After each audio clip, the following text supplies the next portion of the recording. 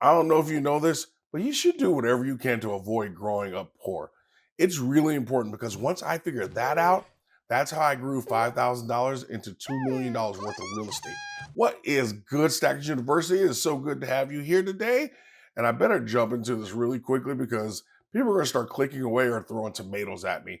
And I really need you to hear me out and understand that I said you should avoid growing up poor. I said it that way for a reason. As you become more and more successful in life, you learn that not only do words matter more and more, you realize that some of the meanings of words change depending on your financial status. And here's a big little secret: your understanding, your use of, and your command over words is one of the greatest influencers on your wealth. Okay, let me start to explain these concepts and sharing these $100,000 mistakes. I want to help you avoid and correct immediately. First, for the purposes of this video, I want you to understand that there are two main types of poor, rich, and wealthy. When I said you should avoid growing up poor, I'm pretty confident most of you thought I was talking about socioeconomic status poor. I was talking about your mindset, your mentality, your money mindset, or whatever you call it. I thank God that no matter how financially poor we were at any given time growing up, my mother always believed in abundance and framed the world that way for us. As a widow raising three kids, her salary wasn't going to be enough. But she had faith and she believed that she could live the life she wanted and that she could travel the world. And thankfully, she did. She did because she had a son who made enough money that paid for her trips to Europe and Germany and cruises and trips to the Caribbean. At the same time, her big mistake is the second mistake I want to share with you, which is a dream or a vision without a plan is just an hallucination. She had the dream, but she had no plan. Your mindset, especially your money mindset, is the foundation for wealth creation. Developing an abundance mentality, despite our family financial struggles, was instrumental in my financial success and helped me avoid some, but not all the mistakes, because I'm going to share some of them with you. Growing up socioeconomically poor is not a deal breaker in life as long as you cultivate a rich and wealthy mindset. That mindset must be paired with an action oriented kind of plan. So those are the first two lessons I want you to walk away with. And really, for less than $100 investment in yourself, I am certain you can conquer any mindset issues or action-oriented planning challenges that you may have. All it requires is that you want to improve your knowledge and your mindset.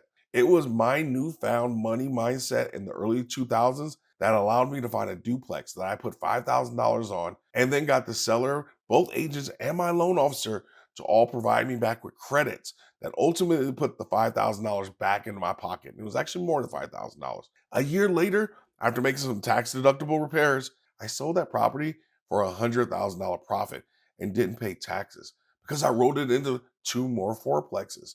Then I bought a home from a distressed seller for about $2,000 and then four more single family houses. And next thing I knew, I had more than $2 million in rental property. Sure, it took some money to get started, but all that it was really needed was for me to have the mindset and the knowledge that would allow me to put a deal together like that.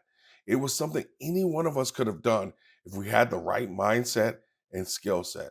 Since we're a precious metal channel, I'm going to focus the next examples on precious metals. So let's start with one of my most painful lessons slash mistakes. Number one, I should have never sold my gold and silver stack in the late 2000s. That's not to say that you shouldn't ever sell your metals. At the time, I needed the money and the metals did what I needed. But looking back, I now see that I could have solved my problem and not sold off my stack, which is stacking mistake number two. When I sold, I actually stopped stacking and got out of the game. If you can, try only to sell when you're going to move your cash into another investment like real estate or a business or whatever it is. But don't ever stop stacking every month, even if all you can afford is a 90% silver dime. Because after I sold everything off, I wasn't buying every week or every month.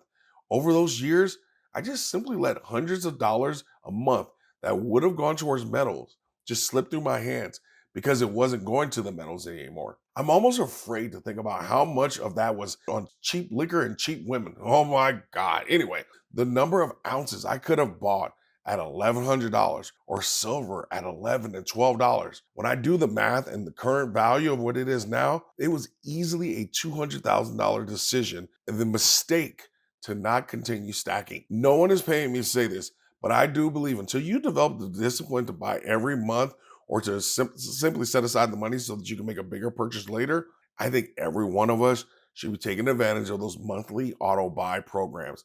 There are only a few companies offer them, and Money Metals is one of them.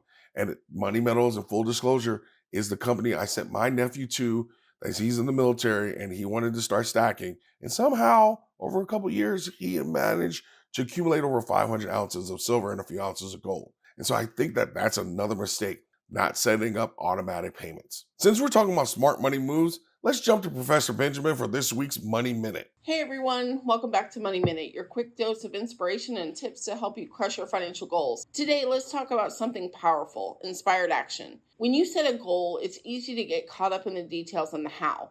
But inspired action is about taking steps that feel aligned with your vision. It's not about pushing or forcing things. It's about flowing with purpose and confidence. For example, let's say one of your goals is to pay off debt. Instead of focusing on how overwhelming it might be, inspired action could be as simple as setting up an extra payment this month, even if it's small. It could also mean making a phone call to your lender to negotiate a lower interest rate, which would then free up funds to pay down your balance faster. Listen, Dr. Sacker will tell you, I am a huge football fan.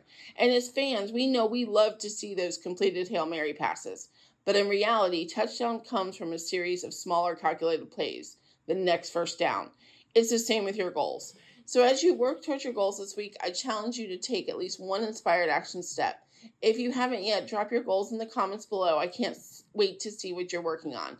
I'll see you next time on Money Minute. Number 3 mistake, not diversifying. We all know the stacker's battle cry: if you don't hold it, you don't own it. And many of us learn to only focus on physical metals to our detriment. Before you get mad, just hear me out and know that I'm also talking about myself as well. But we should be taking advantage of the market volatility and the games that the banks are playing with, letting the price go up and then smashing it back down. We should be taking advantage of that by parking some of our money in some of these ETFs and trading in and out of them as the market gyrates back and forth.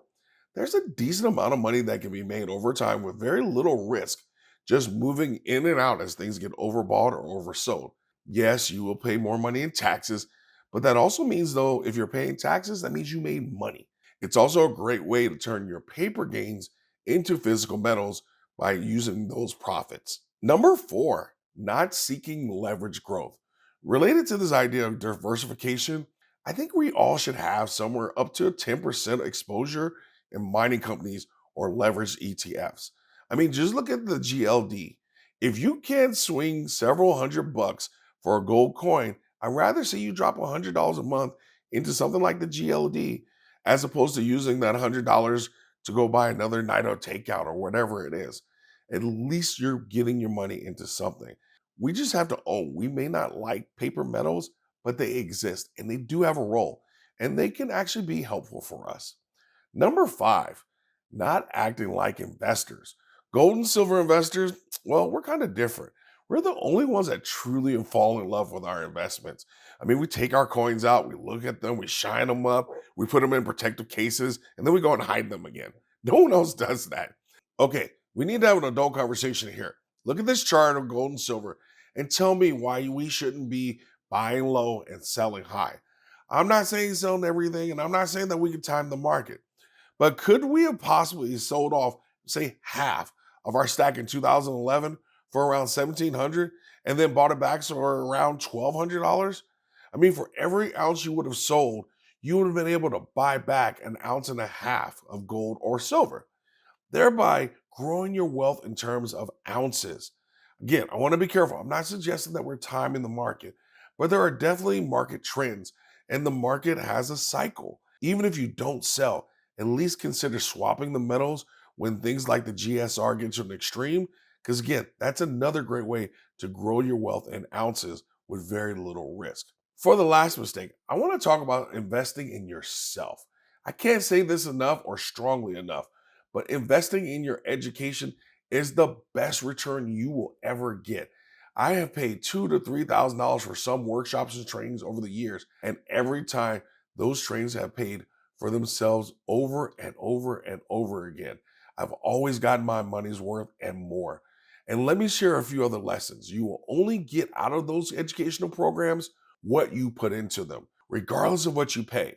I want you to think about how you're going to invest some money into you, into your education, so that you can be a better, smarter investor. I can't tell you how important it is for you to actually invest the money in yourself. And make sure you practice gratitude for wherever you are today and an appreciation that where you are today doesn't mean that that's where you're going to be tomorrow.